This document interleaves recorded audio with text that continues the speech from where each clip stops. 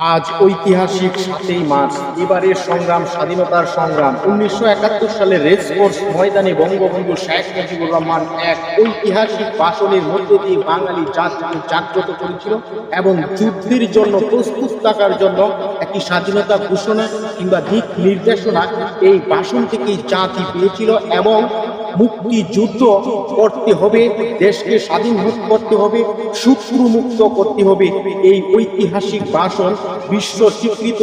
আজও বঙ্গবন্ধু শেখ মুজিবুর রহমানের সাথে রেসকোর্স ময়দানের সেই ঐতিহাসিক ভাষণ শুনলে মুক্তিকামী জনতার হৃদয়ে স্পন্দন এবং আন্দোলিত মুক্তির চেতনা জাগ্রত করে। ইতিহাসে যার যতটুকু সম্মান তাকে ততটুকু সম্মান করতে হবে। বঙ্গবন্ধু শেখ মুজিবুর রহমানের নেতৃত্বেই কিন্তু ১৯৭১ সালে পাকিস্তানি হানাদার বাহিনীর বিরুদ্ধে এক সাগর রক্তের বিনিময়ে দীর্ঘ ৯ মাসের রক্তক্ষয়ী সংগ্রামে স্বাধীন সার্বভৌম রাষ্ট্র আমরা পেয়েছি। কিন্তু কালের পরিক্রমায় আজকে সেই অবদানকেই অস্বীকার করি।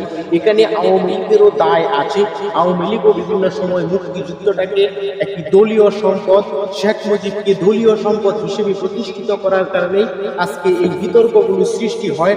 তারপরেও বর্তমানে যে সকল রাজনৈতিক দল আছে, আমি প্রত্যেকটা রাজনৈতিক দলের কিছু উদাত্ত আহ্বান জানাবো, বঙ্গবন্ধু শেখ মুজিবুর রহমান সাহেবকে কিংবা স্বাধীনতা যুদ্ধে যার যতটুকু অবদান তাকে ততটুকু সম্মান করতে হবে। ক্ষমতার মসনদে অধিষ্ঠিত হওয়ার পরে একজনের অবদানকে অস্বীকার করা এটি কাম্য হতে পারে না।